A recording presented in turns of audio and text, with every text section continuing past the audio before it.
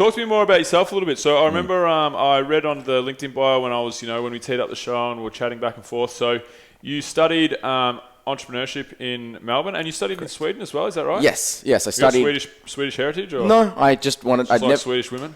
I love Swedish everything. Okay. Swedish women are beautiful. The culture is cold but beautiful, and it's a gorgeous country. But I studied in part in Sweden, and in part in Australia. Primarily in Australia, I got a scholarship to study over there, which was a privilege. Yep. Bachelor of Business in Entrepreneurship. What a really interesting degree, because there's that debate between entrepreneurs. Is it a skill that is learned, or is it born? Are you born with entrepreneurship? And I argue that it's both. And that was really cool. It was 4 years of just building things and seeing if what would work and what wouldn't. And I thoroughly enjoyed it. My tea pops up. Yeah. The other interesting thing I think with studies of entrepreneurship, for example, is I thought you were going to say it's that interesting discussion around, do you study entrepreneurship or do you go and be an entrepreneur? You know what I mean? Like practical versus, Well, I think the practical is the study. Yeah.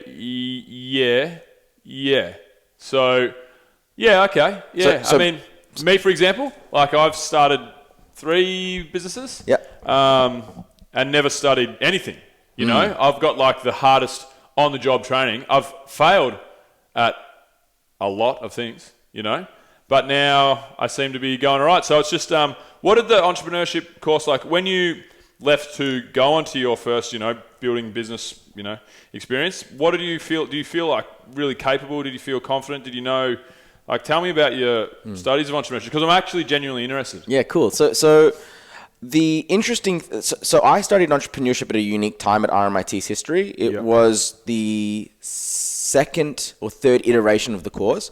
It previously didn't exist. And when I started, it was a very practical course where in the first year we started a business, we had to invest money into it. Okay. We worked with corporate ventures and assisted companies or startups building new projects, whether that be in an innovation department or a new startup that needed extra assistance, like an internship. So it was very hands-on. Cool. That rocked. When I got back from Sweden, they changed the course process, and it became highly theoretical. Right. And the depth and value of what I initially had received changed. And you're right. There's no better experience than going out there and actually building a business. Yeah, learning the hard way. However, I would recommend, if anyone does want to study business or is going to do an entrepreneurship course, I'd recommend that they do it as they're starting a business or while they're in a business, so that they can take the actual theoretical knowledge and apply it to their practical business. I think that's a good coupling. Yeah.